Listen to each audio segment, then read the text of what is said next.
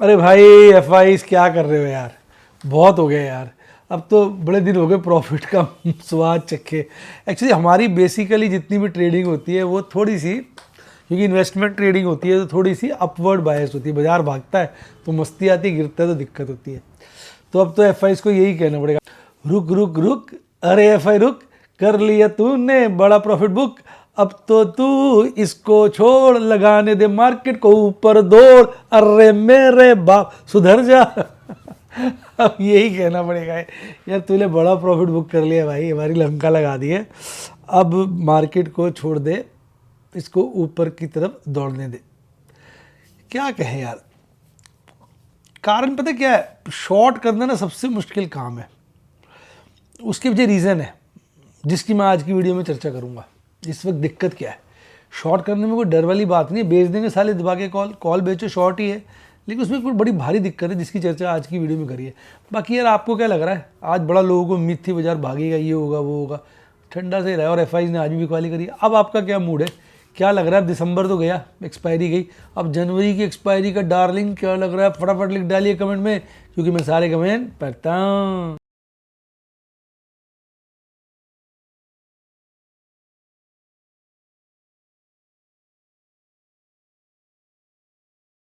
Share बाजार में assured या गारंटीड प्रॉफिट की उम्मीद नहीं रखनी चाहिए, या कभी भी किसी भी वक्त कोई भी अनएक्सपेक्टेड इवेंट की वजह से बहुत बड़ा घाटा हो सकता है, जिसके चलते आदमी की सारी पूंजी तबाह हो सकती है और वो फेल भी हो सकता है। शेयर बाजार बहुत ही खतरनाक जगह है, यहाँ एक भूल ही फाइनेंशियल तबाही के लिए काफ़ी है। मैं केवल एजुकेशनल वीडियोस ही बनाता हूँ, मैं कोई बाय सेल रिकमेंडेशन नहीं देता हूँ। चर्चा किए गए स्टॉक उदाहरण के लिए हैं और खरीदने या बेचने की कोई रिकमेंडेशन नहीं है। मेरा यह मानना है कि शेयर बाजार में निवेश किसी के कहने पर नहीं करना चाहिए, बल्कि अपने रिस्क एपेटाइट और जानकारी के हिसाब से करना चाहिए। सदा याद रखें, जिसने ली टिप उसकी हुई डिप। शेयर बाजार में निवेश जोखिमों के अधीन है। निवेश करने से पहले सभी संबंधित दस्तावेजों को ध्यान से पढ़ें। हाय गाइस, आपका स्वागत है आपके अपने show MKJ talks for investment in Hindi में। कैसे हैं आप?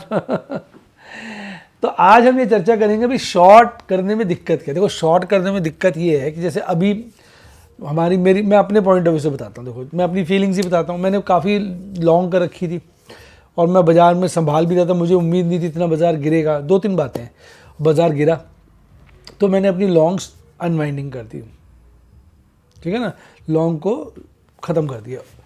अब लॉन्ग ख़त्म करने के बाद उतने मैंने जैसा मेरी स्ट्रैटेजी होती है कि जब भी पुट इन द मनी हो जाए या फ्यूचर में खासा लॉस हो जाए तो लॉस बुक करो और शेयर्स की डिलीवरी उठा लो। लेकिन इस बार थैंक्स टू टाटा मोटर्स, उसमें मैंने इतने सारे फ्यूचर खरीदे हुए थे कि साला वो उसी का लॉस बहुत बड़ा हो गया, तो मेरे पास पैसे नहीं बचे, सही बताऊँ, डिलीवरी उठाने के। नंबर वन, जो बचे थे मैं उठा सकता था, पर मेरे को लग रहा है बाज़ार गिरेगा, तभी मैंने सारी लॉन्ग अनवाइंडिंग करी। अब अगर बाज़ार गिरता है तो फिर मैं धीरे धीरे उठाऊंगा। तो मैंने जितना मेरे फंड्स थे, मैंने उसमें से लगभग 60-70% की तो डिलीवरी उठा ली, मान के चलो आप 60-70 कह सकते हो उठा लिए। 30% फंड्स रखें कि और गिरावट होगी तो खरीदूंगा।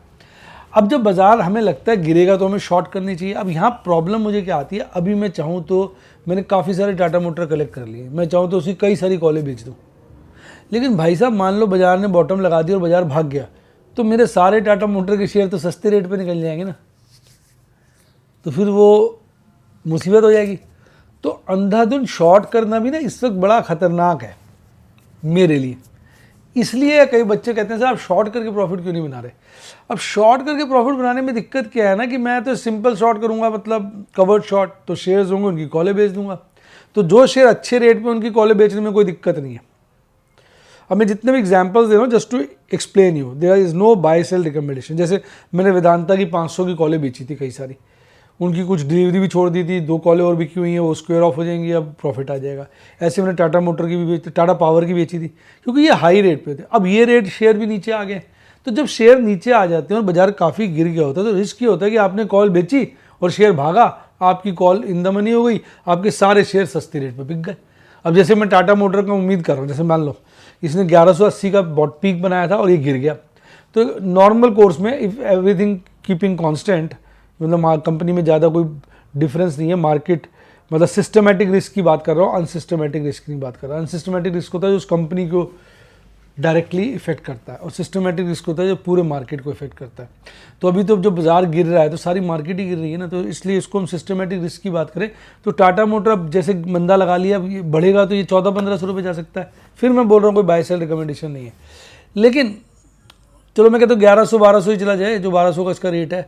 लेकिन अब मान लो मैंने 800 की कॉलें बेच दी, 900 की कॉलें बेच दी, तो मेरा तो सारा माल 800-900 पे कट जाएगा, फिर मैं घंटियों में जाता रहूँगा। तो इसलिए इस लेवल पर ना मेरे को शॉर्ट करने में परेशानी है। मैं केवल उन्हीं शेयर्स में शॉर्ट कर सकता हूँ जो मतलब अच्छे वैल्यू पे हैं, और वो अच्छे वैल्यू जो शेयर थे ऊपर के रेटों पे, तो जैसे आईटी सेक्टर था मैंने बड़े ऊंचे रेटों पे काट ही दिया। अब तो मैं आईटी शेयर में ना तो पुट बेच रहा हूँ ना कॉल, क्योंकि कॉल इसलिए नहीं बेच रहा कि ज़्यादा शेयर है ही नहीं, पुट इसलिए नहीं बेच रहा कि मुझे लग रहा है ओवर प्राइस है, साला पुट बेचती सारी इंदा मनी हो जाएंगी। अब तो मैं वेट कर रहा हूँ कि यहाँ से 20-25-30% गिरे तो आईटी सेक्टर उठाएंगे। तो इस तरीके से ना सारी बातों को चारों तरफ से देखना होता है, किसी के बिना सोचे समझे विचार कमेंट उससे प्रभावित होकर अपने को प्रूव नहीं करना होता। हमारे को प्रूव हमारा रिजल्ट ही करेगा। तो अभी तो मैंने आपको सारी बातें बता दी। अब देखो जैसे मान लो मेरे पास, मैं कोशिश कर रहा हूँ कहीं से फंड आ जाए, अब मेरे पास फंड्स आ जाते हैं, अब कुछ एसेट्स में लिक्विडेट करने की कोशिश कर रहा हूँ तो वहाँ से फंड्स आ जाते हैं, तो मैं कर सकता हूँ जब जो मैंने सोचा है जितना शेयर्स नीचे के रेट पे इकट्ठे करनी कर लिए, जो एक्स्ट्रा अमाउंट होगा फिर मैं उसमें काम कर सकता हूँ ना शॉर्ट करने का। कई तरीके होते हैं शॉर्ट करने के, फिर कर सकता हूँ। लेकिन अभी तो भाई साहब मेरी में इतना दम ही नहीं है, मेरी तो कहते हैं ना आपकी भाषा में डर लगता है अभी शॉर्ट करते हुए ज़्यादा। हाँ मैं कुछ कॉलें बेच देता हूँ, लेकिन ज़्यादा बेचूंगा तो मुझे उसमें डर लगता है, क्योंकि मेरे को लगता है मेरे सारे शेयर सस्ते रेट पे मिल जाएंगे, फिर मैं तो ढोलकियाँ ही बजाता रह जाऊँगा। तो ये है सारी स्टोरी। पता नहीं आपको समझ भी आती नहीं आती, मैं तो अपना सारी भावनाएं सारे विचार बता देता हूँ। आपको आ भी रहा है कुछ समझ में, या बस मैं हवा में बोले जा रहा हूँ? अगर आ रहा है तो फटाफट कमेंट में लिख के बताओ क्या समझ में आया, और जैसे मैंने अपनी फीलिंग बताई आपको क्या लग रहा है, इस वक्त लॉन्ग करना चाहिए, शॉर्ट करना चाहिए, और शॉर्ट करना चाहिए तो क्या सोच के करना चाहिए। सारी बातें लिखो ना यार कमेंट में। अगर कमेंट नहीं लिखोगे तो हमें क्या मज़ा आएगा, क्या चल रहा है हमारे बीच में, क्योंकि आप सारे कमेंट मैं आपके पढ़ता हूँ और उसके हिसाब से फिर मैं अगली वीडियो में डिस्कशन करता हूँ। पिछले कमेंट मैंने कई पढ़े थे, पिछले 2-3 वीडियो में बच्चे कहते हैं शॉर्ट करके कमाया जा सकता है। शॉर्ट करने में ना ये रिस्क है, लिमिटेड शॉर्ट ही कर सकता हूँ। मान लो मेरे पास किसी के 50,000 शेयर हैं मान लो, तो मैं 10,000 शेयरों की शॉर्ट कर सकता हूँ। चलो 10,000 निकल गए कोई बात नहीं। अब मैंने 50,000 में से 40,000 शेयर की शॉर्ट कर दी, साला वो एकदम बाजार भागा, सारी कॉल इंदा मनी होगी, तो मेरे को प्रॉफिट कमाने के लिए बचेगा नहीं, क्योंकि इसको भी तो बैलेंस करके चलना है ना। तो अब कुछ समझ में आया तो कमेंट में लिख के बताओ मेरी बात कितनी समझ में आई। फिर मैं एक बार लास्ट बार फिर से बोल देता हूँ कि भैया मैंने जब शेयर्स की चर्चा करी कोई बाय सेल रिकमेंडेशन नहीं है। अब कोई बात समझाऊंगा तो एग्जाम्पल से समझाऊंगा ना जो मेरे साथ बीता है। तो इस वक्त तो लगी हुई है लंका, अब मज़ा तब आएगा जब बाजार में बजेगा डंका तेजी का, समझे।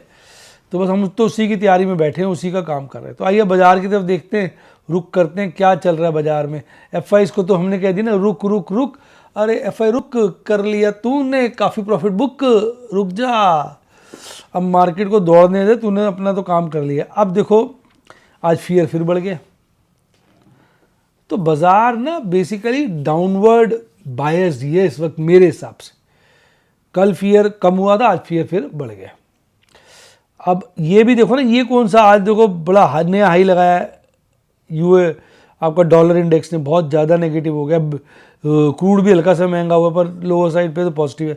रुपए ने नया लो लगाया है, और 10 ईयर ट्रेजरी यील्ड नए लो लगा रही है, वह हाई लगा रही है। तो बाजार में अब कहीं, हाँ एक बच्चे ये पूछे थे सर 10 ईयर ट्रेजरी यील्ड क्यों बढ़ रही है जब फेड ने इंटरेस्ट रेट घटाया। एक्चुअली 10 ईयर ट्रेजरी यील्ड ज़्यादा एक अच्छा मेजरमेंट है मार्केट सेंटीमेंट्स का। अगर 10 ईयर ट्रेजरी यील्ड बढ़ रही है डिस्पाइट कि फेड ने इंटरेस्ट रेट घटाया, तो इसका मतलब साफ है ये इंटरेस्ट रेट जो घटाया ये ज़्यादा दिन नहीं चलेगा। हो सकता है with in 1 month, 2 month, 3 month, 6 month, 1 year, 2 years ये इंटरेस्ट फिर से बढ़ने शुरू हो जाए। सीधी सी बात है ये, क्योंकि 10 ईयर की है ना ये।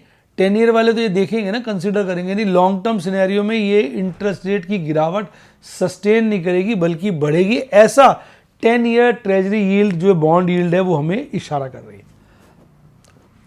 और ये मेरा अपना पर्सनल एक्सपीरियंस है ये ट्रेजरी यील्ड बड़ी स्ट्रॉन्ग होती है, मतलब ये बहुत बाजार को ज़्यादा स्टडी कर पाते हैं इक्विटी की तरह, क्योंकि इक्विटी में तो हर Tom Dick and Harry trade करता है, पर ये जो बॉन्ड मार्केट वगैरह होती है ना, इसमें एक्सपर्ट लोग ही ट्रेड कर पाते हैं, टॉम डिक एंड हैरी नहीं कर पाते। अब देखो एफआईज की बात करूं, आज देखो सालों ने कितना माल बेच दिया, तो मतलब अपना इनका ना कमीनपना तो खत्म हो गया। तो यार मजाकबाजी होती है तो मैं ऐसे कह देता हूँ, वैसे तो यार एफआईज का अपना पैसा है, क्या है, आप कॉमन सेंस लगाओ, इनकी बिकवाली सदा जस्टिफाइड है। हर साल देखो, अगर ये इन्होंने 100 रुपये लगाए मार्केट में और वो हर साल एवरेज 15% बढ़ जाते हैं, 115 हो गए, उसमें से अगर ये 2-3% बेच भी देते हैं तब भी तो इनके पोर्टफोलियो की वैल्यू बढ़ रही है, घर खर्च स्टाफ सैलरी नहीं निकालेंगे।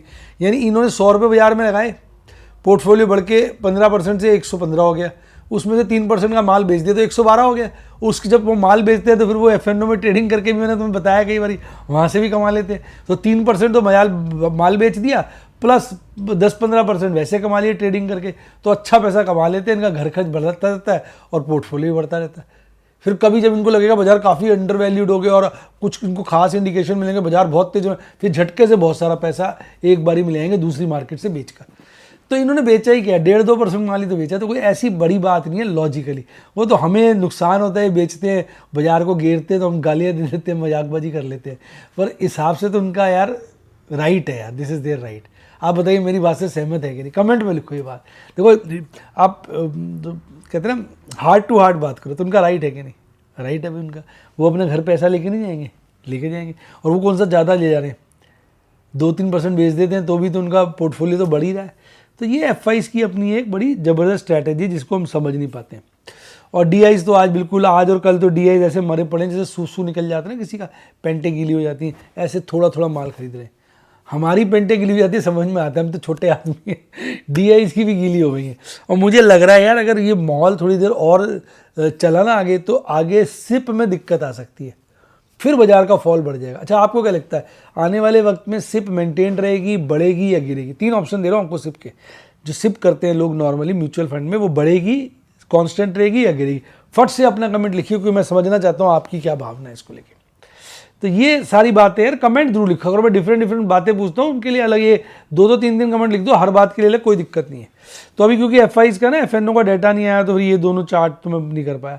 आज देखा जाए तो हल्का फुल्का बाजार वोलाटाइल सही था, कुछ इंडेक्स बढ़े हुए थे, कुछ घटे हुए थे, सारे ना 0.5%, 0.25% की रेंज में ऊपर नीचे हो रहे थे। जहाँ निफ्टी बैंक हल्का फुल्का, निफ्टी स्मॉल कैप और निफ्टी स्मॉल कैप 50, 100 दोनों हल्के फुल्के गिरे, तो बाकी सब हल्के फुल्के चढ़े हुए थे। हाँ निफ्टी नेक्स्ट 50 थोड़ा सा ज़्यादा चढ़ा हुआ था, बाकी सब तो हल्के फुल्के थे, कोई खास बात नहीं थी। आज अदानी पोर्ट को पर लग गए थे, सीजी पावर को पर लग गए थे, KI इंडस्ट्री को पर लग गए, अदानी ग्रीन को लग गए, पीछे मर रहे थे, आज भाग खड़े हुए, ऐसे ही है।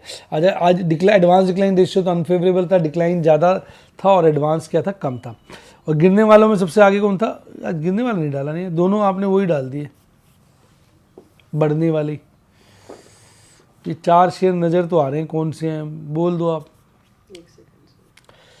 मैडम बिना मजे लेती हैं, डाटा देखते नहीं हैं, गलत पलत दे देते हैं, फिर कहते हैं कि बस आप जादूगर बन जाओ।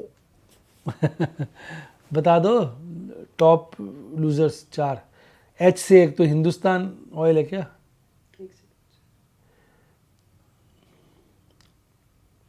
H से क्या आप बता ही दो। हिंद कॉपर सबसे ज़्यादा गिरा हुआ था, लाओ मैं बताया। तो ये तो हिंद कॉपर है, हिंदुस्तान कॉपर, जो लगभग 6.25% गिरा हुआ था। फिर पेज इंडस्ट्रीज है जो लगभग 3.25% गिरा हुआ था।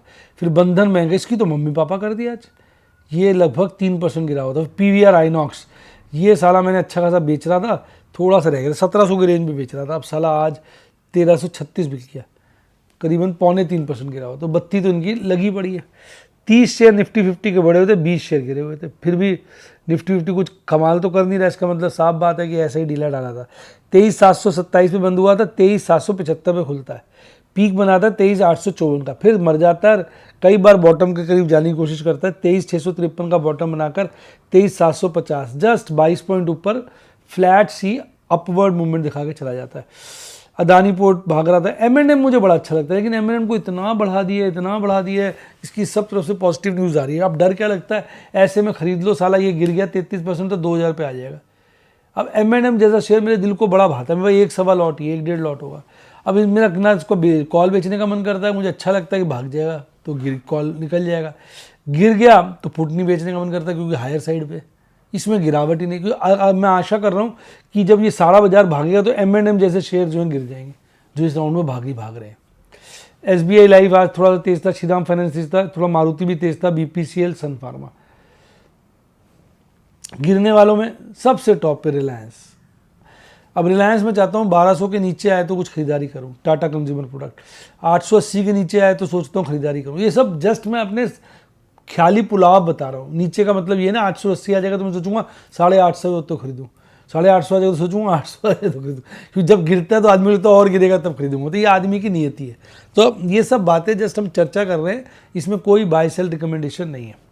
नेस्ले, ग्रासिम भी मुझे अच्छा लगता है, पर देखो JSW, टाइटन। अब टाइटन मैं 3000 के नीचे खरीदना चाहता हूँ, पर 3000 के नीचे लोग कहते हैं कभी आएगा ही नहीं। अब एशियन पेंट में 1800 के लपेटे में खरीदना चाहता हूँ, लोग हंसते हैं, कहते हैं 1800 आएगा ही नहीं। तो भाई अपनी चाहते तो आदमी की ऐसी होनी चाहिए ना, देखो ख्वाहिशें तो ऐसी हो ना जो पूरी हो जाए तो लोगों का दम निकल जाए। ऐसी ख्वाहिश रखो कि पूरी हो जाए तो लोग कहें भाई ये क्या हो गया। तो हम चाहते हैं ये साला 1800 मिल जाए हमें, क्योंकि इसने 32-33 होगा तो पीक बनाया हुआ है, 50% गिरना चाहिए इसको। क्योंकि वो जो बिरला वालों ने अपना पेंट निकाला ना, वो साला काफ़ी बड़े अच्छे लेवल पे काम कर रहे हैं।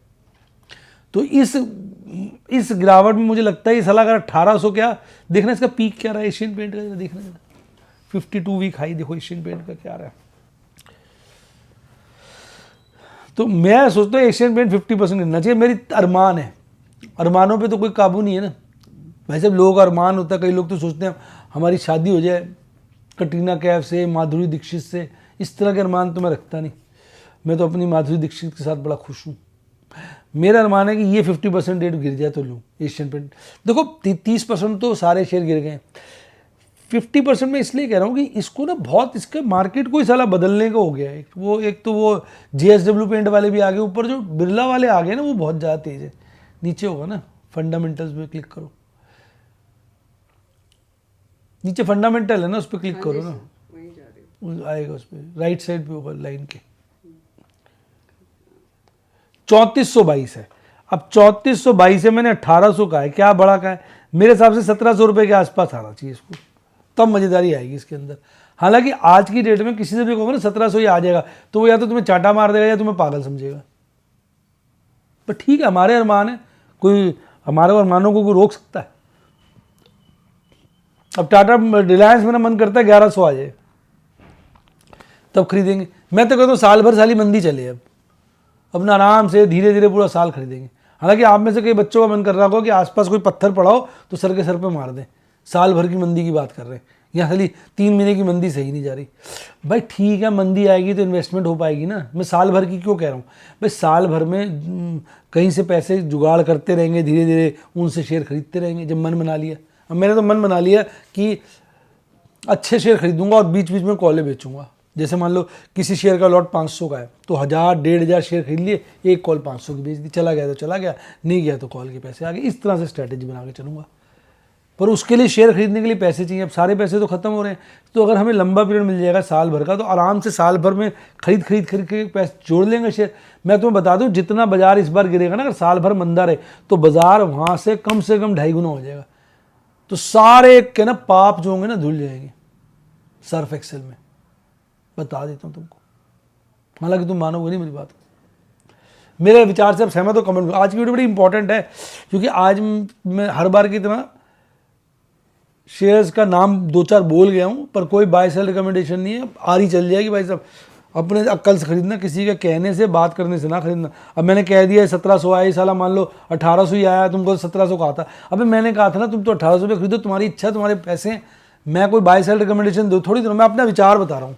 मेरा अरमान है मेरे पास हेलीकॉप्टर हो, हवाई जहाज हो, रॉकेट हो। अरमानों का क्या है, अरमान तो अरमान होते हैं। तो मुझे लग रहा है बाजार का जो निचोड़ है इस वक्त काफ़ी डवाडोल है, तो जितना गिर जाए उतना अच्छा है। अब देखो 3 दिन से बाजार वहीं कंसोलिडेट कर रहा है, वो भी 200 दिन मूविंग एवरेज के ऊपर। मैंने कल भी ये बोला था, ये बड़ी समस्या का विषय होता है। 200 डेज मूविंग एवरेज बड़ा क्रूशियल है।